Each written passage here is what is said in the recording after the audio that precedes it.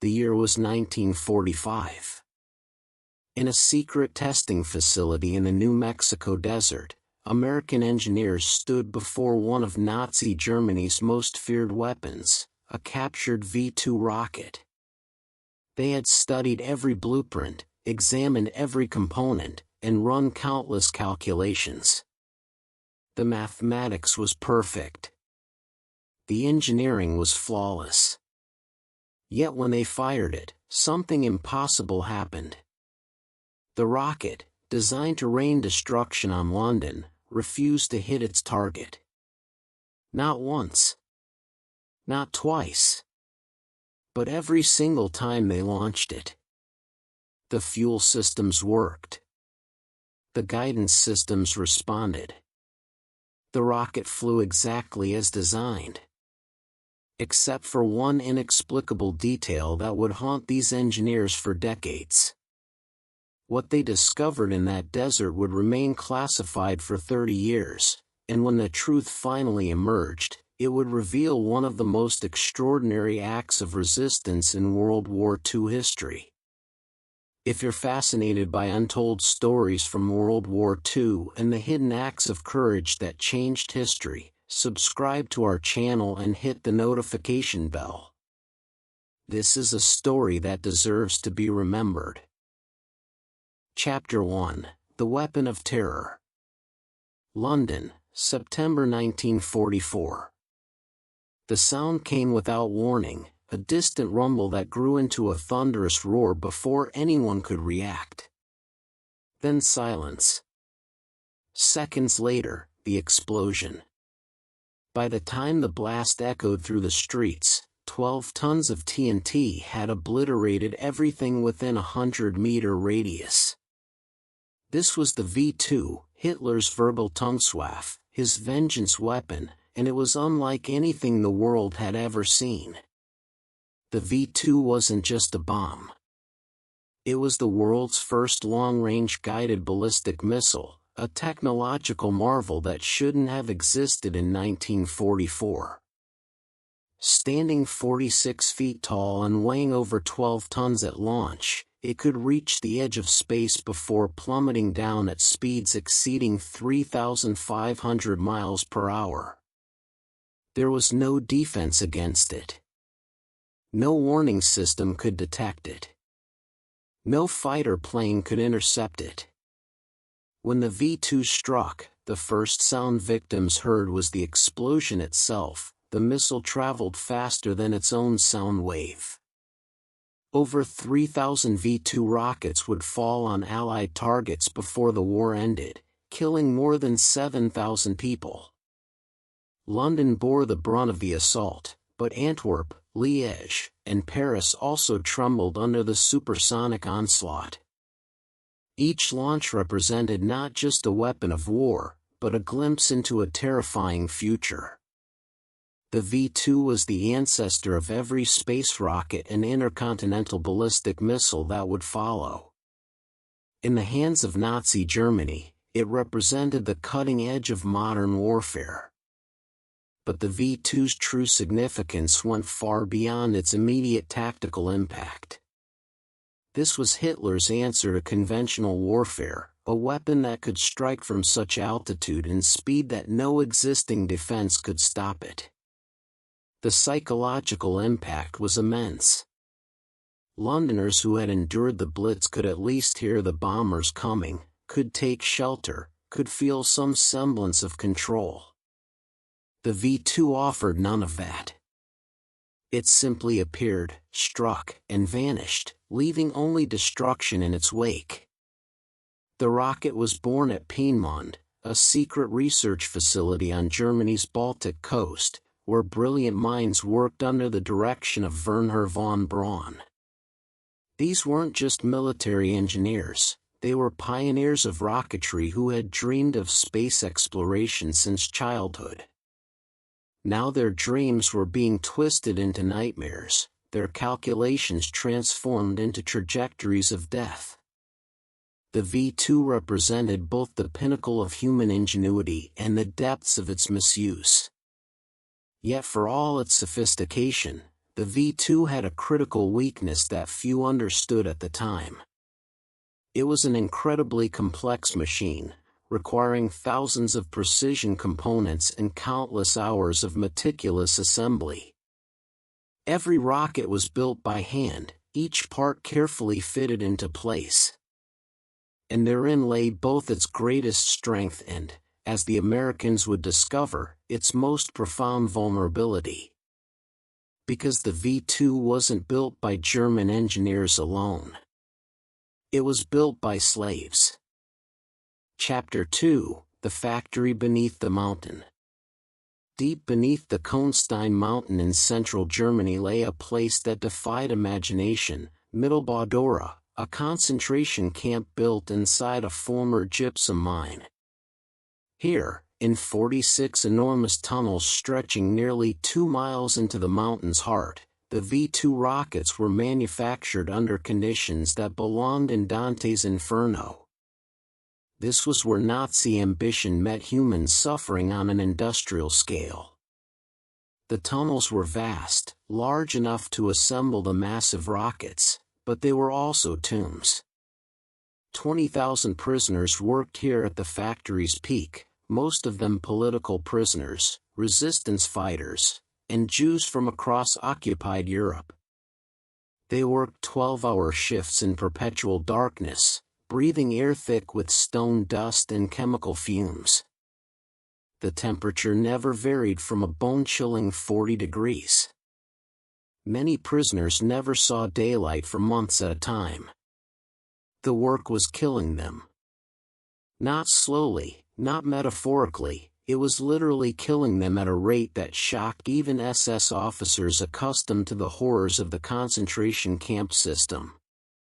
Prisoners dropped dead at their workstations from exhaustion, starvation, and disease. The stone dust from tunnel expansion filled their lungs, causing agonizing respiratory failure. Chemical burns from rocket fuel ate through skin and tissue.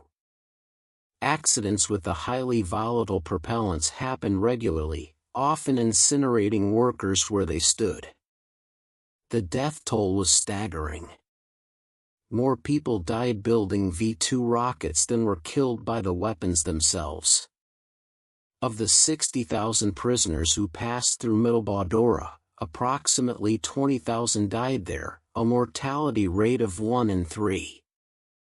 Some historians estimate the true number is even higher.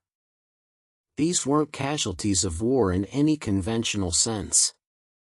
These were human beings worked to death in the service of creating weapons of mass destruction. But here's what makes this story remarkable. These prisoners, starving and dying, surrounded by guards who would execute them for the slightest infraction, found ways to resist. They couldn't stop the V-2 production, the SS guards watched too closely, and the penalties for sabotage were immediate and brutal. Public hangings served as constant reminders of the price of defiance. Yet resistance took forms that were subtle, invisible, and ultimately more effective than anyone could have imagined.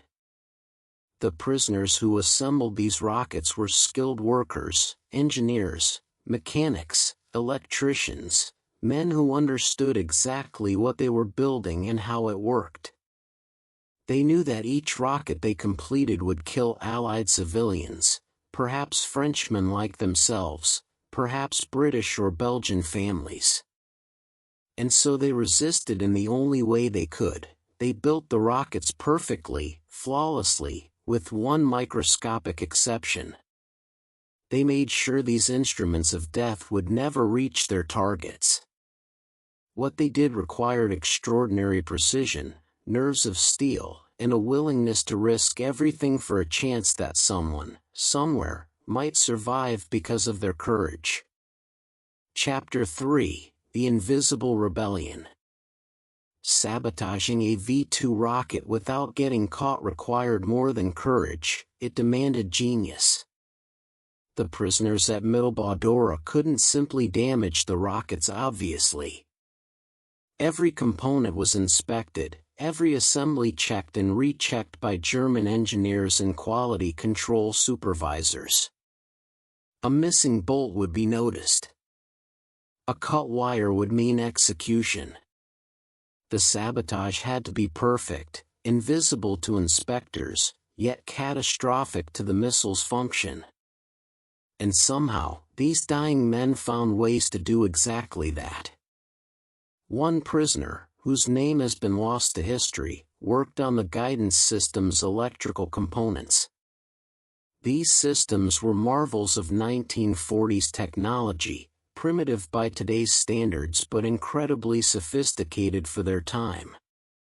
The guidance system used gyroscopes and accelerometers to keep the rocket on course, making tiny adjustments to the tail fins during flight. This prisoner discovered that by weakening a solder joint ever so slightly, he could create a connection that would test perfectly on the ground but fail under the extreme vibrations and g-forces of launch. The rocket would fly, but its guidance would fail at the worst possible moment. Others worked on the fuel system.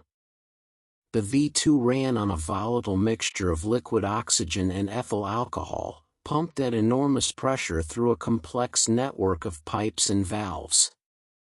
A French engineer found that by scratching the interior of a fuel line with a piece of wire, just enough to create a microscopic crack, he could ensure that the line would rupture during flight, causing the rocket to spiral out of control.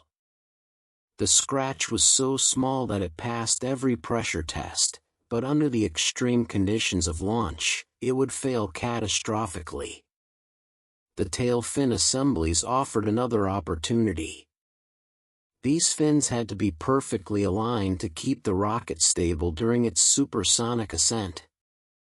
A Belgian mechanic discovered that by loosening a mounting bolt by just a quarter turn, not enough to be visible, but enough to allow the fin to shift slightly under stress, he could doom the rocket to an unstable flight path.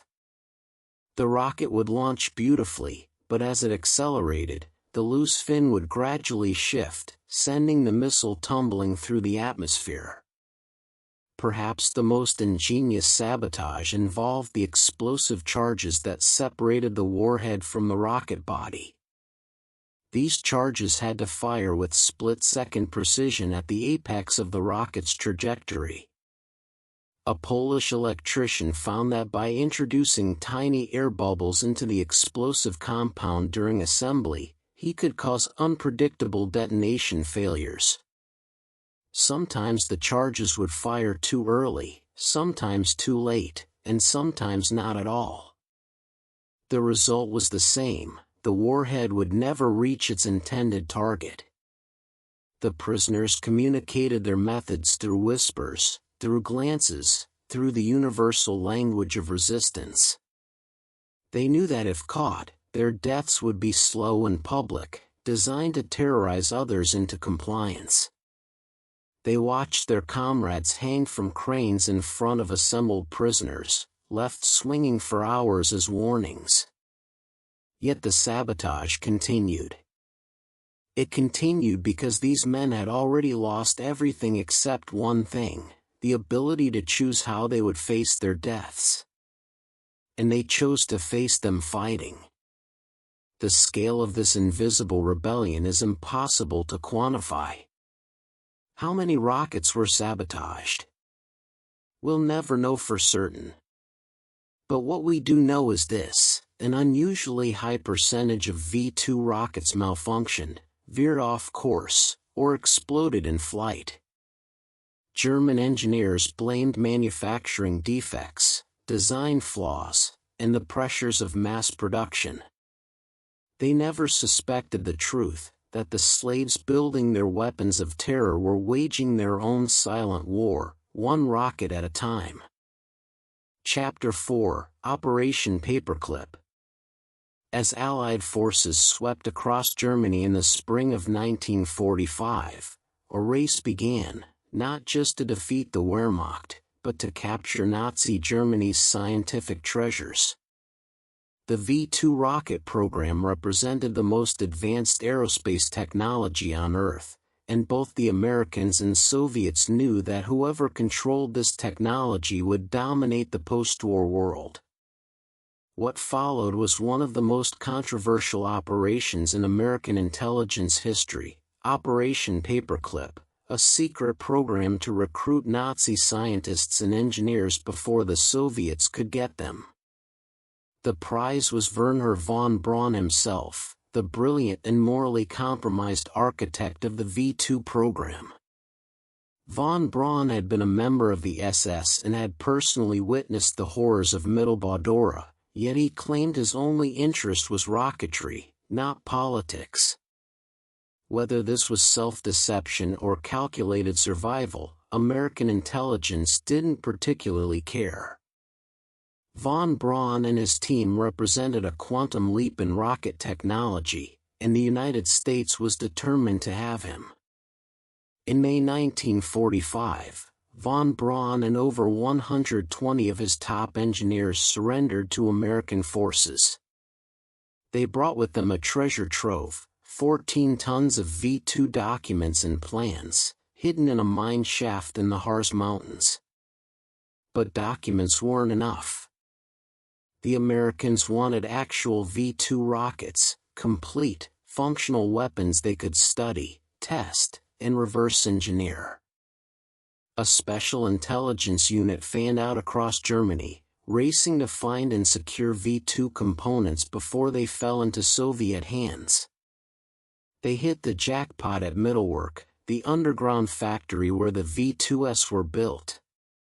Despite the SS attempts to destroy evidence, the Americans found enough components to assemble approximately 100 complete V2 rockets. These were carefully crated and shipped back to the United States, along with the German scientists who knew how to operate them. The Soviets, arriving days later, found only stripped facilities and frustration. The rockets and scientists were sent to White Sands Proving Ground in New Mexico, where the U.S. Army established a testing program. The official goal was to understand the V2's technology and develop American rocket capabilities. The unofficial goal was to see if these weapons could be weaponized for potential use against the Soviet Union. The Cold War was already beginning, and the V2 represented a potential first-strike capability that could change the balance of power. Von Braun and his team reassembled the rockets under American supervision. They trained American engineers in the complexities of liquid fuel rocketry. They shared their knowledge of guidance systems, aerodynamics, and propulsion. It was a strange collaboration, yesterday's enemies working together on weapons that had killed thousands of Allied civilians. The moral implications were enormous, but in the calculus of Cold War strategy, they were considered acceptable costs. Among the rockets brought back to America was one that would become the focus of an intensive investigation. It was catalogued as V2-37, and to the German engineers, it appeared perfect, a flawless example of their engineering prowess. The American engineers who examined it agreed. Every component checked out. Every system functioned exactly as designed. There was no visible reason why this particular rocket should be anything other than a lethal weapon of war. But when they fired it, something impossible happened. And it would happen again, and again, and again. Chapter 5, The Mystery in the Desert. White Sands, New Mexico, July 1946. The captured V2 stood on its launch pad, 46 feet of German engineering silhouetted against the desert sky. American engineers had spent weeks preparing for this moment, checking propellant levels, testing electrical systems, reviewing flight trajectories. Everything was perfect. The rocket had been assigned a target, a designated impact zone 30 miles downrange. All calculations showed it would hit within 100 meters of the aim point. They were wrong. The countdown reached 0. The V-2's engine ignited with a roar that shook the ground, sending up billowing clouds of steam and exhaust. The rocket lifted slowly at first, then accelerated rapidly, climbing toward the stratosphere. Tracking stations followed its ascent, altitude increasing, velocity building, trajectory wrong. The rocket wasn't following the planned path. It was deviating, not wildly but consistently, arcing away from its intended target. At apogee, the warhead separated as designed. But instead of plummeting down onto the target zone, it fell miles off course, impacting an empty desert far from the designated coordinates. The American engineers were puzzled but not overly concerned. Perhaps there had been an error in the pre-flight calculations. Perhaps the guidance system needed recalibration. They would try again. They did try again. And again. And again.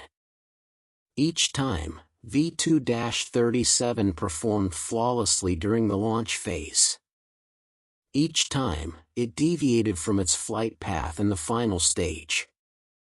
The pattern was consistent enough that it couldn't be random, yet subtle enough that no single cause could be identified. The rocket's engine burned perfectly. The guidance system responded to commands. The structure remained stable throughout flight. Yet somehow, impossibly, it never hit its target.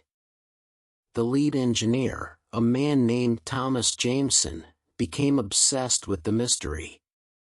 He had examined every inch of this rocket. He had personally tested every circuit, checked every valve, verified every calculation. By every measure, V-2-37 should have been the most reliable rocket in the test program. Instead, it was the most unpredictable. Jameson began to suspect something that seemed impossible, that the rocket had been deliberately designed to fail, but so cleverly that the sabotage was invisible.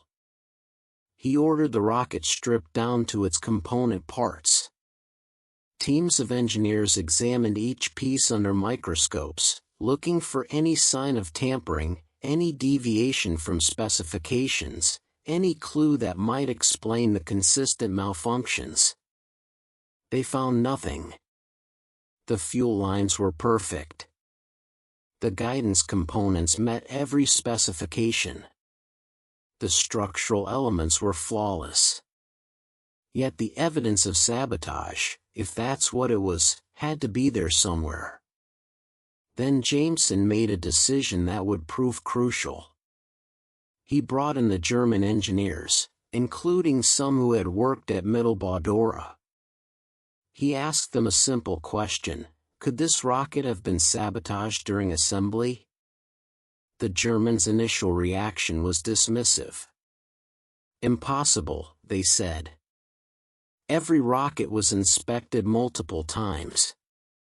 Any obvious sabotage would have been caught.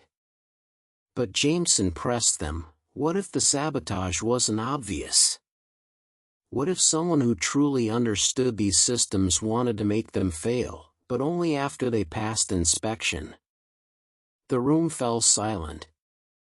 One of the German engineers, a man who had supervised production at the underground factory, turned pale.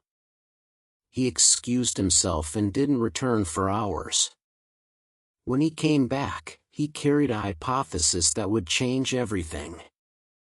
He had remembered something about the prisoner workforce at Mittelbau-Dora. These weren't ordinary laborers. They were skilled engineers, mechanics, electricians. Men who understood exactly what they were building. Men who had every reason to want those rockets to fail. Men who were dying by the thousands and had nothing left to lose. Chapter 6: The Truth Revealed. It took another 3 years of investigation, but eventually, the truth emerged piece by piece. American intelligence officers interviewed former prisoners from Middle tracked down French resistance members who had survived the camps, and cross-referenced German production records with flight test failures. What they discovered was extraordinary, a systematic campaign of sabotage so sophisticated that it had fooled German engineers throughout the war and continued to baffle American engineers after it ended. V2-37, it turned out, was a masterpiece of invisible resistance. Once American engineers knew what to look for, they began finding the evidence. A solder joint in the guidance system that had been deliberately weakened, strong enough to pass ground tests but designed to fail under flight stress. A microscopic scratch on the interior of a fuel line that created a weak point invisible to inspection. A tail fin mounting that had been assembled with precision, but with one bolt turned slightly looser than specification, just enough to cause instability at high speeds. But the most remarkable discovery came from the explosive charges that separated the warhead. Chemical analysis revealed something astounding. The explosive compound contained microscopic air bubbles, evenly distributed throughout the material. These bubbles weren't defects from poor manufacturing, they were too uniform, too precisely placed. Someone had deliberately introduced them during assembly, knowing they would cause unpredictable detonation timing. The technique was so advanced that it suggested the saboteur had formal training in explosives engineering. The investigation revealed that this wasn't an isolated case. Of the approximately 100 V-2 rockets brought back to America, a significant percentage showed similar anomalies. Different types of sabotage, suggesting different workers with different specialties, but all sharing the same invisible quality. They passed inspection perfectly but failed during operational use.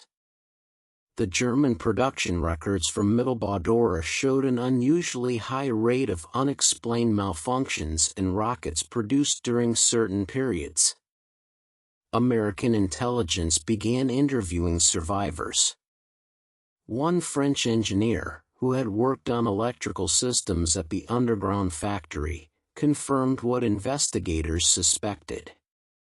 He described the whisper coordination between prisoners, the shared knowledge of vulnerabilities in each system, the constant risk of discovery and execution. He explained how they chose sabotage methods that would manifest only under flight conditions, the vibrations, the G-forces, the extreme temperatures and pressures that couldn't be replicated in ground tests. He told them about friends who had been caught and hanged. About the public executions designed to terrorize the workforce into compliance. About the impossible choice between building weapons that would kill innocent civilians or facing certain death. And about the decision, made collectively and silently, to resist in the only way they could. Every day, these men went to work knowing it might be their last, knowing they were dying by inches in that underground hell, and knowing that every rocket they successfully sabotaged might save lives they would never meet. The numbers, when finally compiled, were staggering. Historians now estimate that between 20 and 30% of V-2 rockets malfunction due to sabotage. That represents hundreds of rockets that failed to reach their targets, potentially thousands of lives saved. The prisoners of Middle while building weapons of terror, had waged their own secret war, and they had won victories that would remain invisible for decades. The American investigation was classified top secret. The findings were buried in archives that wouldn't be opened until 1977, 30 years after the war's end. The reason for the secrecy was pragmatic but disturbing. many of the German engineers who had overseen production at Mittelbau-Dora were now working for the American space program. Revealing the truth about the sabotage would raise uncomfortable questions about their knowledge of camp conditions and their potential complicity in war crimes. It was easier to classify the reports and move forward with the Cold War imperative of rocket development. But the truth, once discovered, couldn't remain hidden forever. In the decades that followed, historians pieced together the story of the prisoner engineers and their invisible rebellion.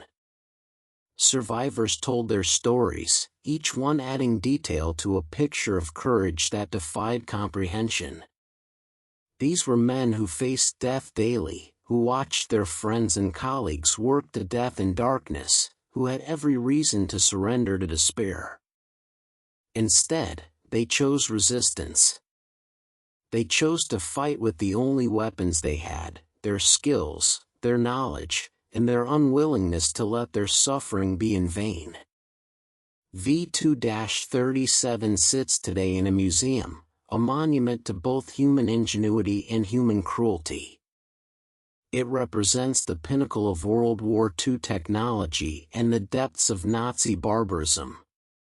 But it also represents something else, something that the engineers who first puzzled over its mysterious failures never expected to find. It represents the unbreakable human spirit, the capacity for resistance even in the darkest circumstances, and the power of knowledge wielded in service of conscience rather than coercion. The prisoners who built this rocket are mostly gone now, their names lost to history, their individual acts of sabotage impossible to document with certainty. But their legacy remains. Every time a V2 veered off course, every time one exploded in flight, every time one missed its target, there's a chance it was because someone in that underground factory, dying by inches, made a choice. They chose to ensure that their suffering would not become someone else's death. They chose to save lives they would never meet, in countries they would never see, for a future they might not survive to witness. That is why American engineers couldn't explain why V2-37 never hit its target. The answer wasn't in the engineering specifications or the flight calculations. The answer was in the human heart, in the courage of men who refused to let their humanity die even as their bodies failed. They couldn't stop the V2 program. They couldn't save themselves. But they could, through microscopic acts of extraordinary defiance, save others. And in doing so, they proved that no system of oppression, no matter how total, can completely extinguish the human capacity for resistance. That truth is more powerful than any weapon ever built. Epilogue: The engineers who reached the stars. There's a bitter irony written in the stars themselves. The same technology that rained terror on London, the same rockets built by dying prisoners in an underground hell, became the foundation for humanity's greatest achievement, reaching the moon. Wernher von Braun, who had toured Mittelbau-Dora and witnessed its horrors, became the celebrated architect of America's space program. His Saturn V rocket, a direct descendant of the V2, carried Neil Armstrong to the lunar surface in 1969. The weapons of war became instruments of exploration. Von Braun lived until 1977, celebrated as a visionary, his Nazi past carefully sanitized for public consumption. He gave speeches about the peaceful exploration of space, about humanity's destiny among the stars, about the power of scientific progress. He rarely spoke about Mittelbau-Dora. When pressed, he claimed ignorance of the worst conditions, insisted his focus had been purely technical, suggested that individual scientists bore no responsibility for the uses to which their work was put. Whether he believed these things or simply found them convenient, we'll never know. But history has a way of catching up with comfortable narratives. In the decades after von Braun's death, historians and journalists began excavating the full truth about the V-2 program. Documents emerged showing that von Braun had personally selected skilled prisoners from Buchenwald concentration camp to work at Mittelbau-Dora. Testimony revealed he had witnessed hangings at the factory, had been aware of the death toll, had prioritized production schedules over human lives.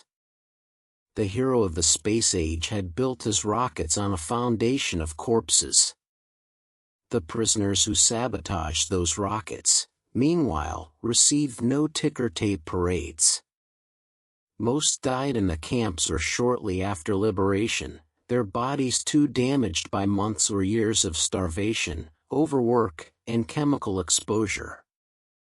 Those who survived returned to shattered lives in devastated countries.